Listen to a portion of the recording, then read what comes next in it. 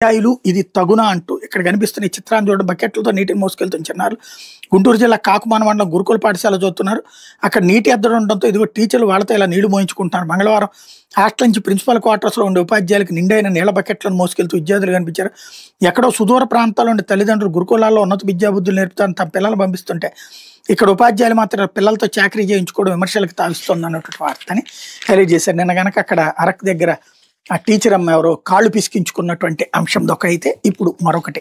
ఇకపోతే ఆంధ్రజ్యోతి జగన్ షో జనం పార్ట్లు అంటూ రైతుల పరామర్శ పేరిట వైసీపీ బల ప్రదర్శన, టపాసుల మోత, సైలెన్సర్ తీసిన బైకుల రోదా, విజయవాడ మచిలీపట్నం NH-65 అనుమతి లేకుండా 70 కార్లతో భారీ రోడ్ షో, భారీగా డబ్బు ఖర్చు చేసి జన సమీకరణ, తీవ్ర కట్టుబడ్డ ప్రయాణికులు, వాహనదారులు, పోలీసులపై పదే విరుచుకుపడ్డ వైసీపీ నేతలు, సీఎల్పై మాజీ ఎమ్మెల్యే కైలే పేర్ని కిట్టు, దుర్భాషలో కాన్వాయ్లోని వాహనాలు పలువురు గాయాలు, దమ్ముంటే అడ్డుకోవడం జగన్ మీడియాలో వైసీపీ నాయకులు బహిరంగ సవాళ్లు అంటూ నీచ జర్నలిజంలో హెడ్ క్వార్టర్ నడిపేటటువంటి ఆంధ్రజ్యోతి ఇంతకు మించి వీళ్ళ నుంచి ఏమి ఎక్స్పెక్ట్ చేయలేము. ఎందుకంటే వీళ్ళు వార్తలు రాయరు, కేవలం ఒక పార్టీని నెత్తిన పెట్టుకుని ఇంకొక పార్టీ మీద దుష్ప్రచారం చేయడం అనేటటువంటి నీచత్వాన్ని జర్నలిజంగా చూపించుకునేటటువంటి నీచులు.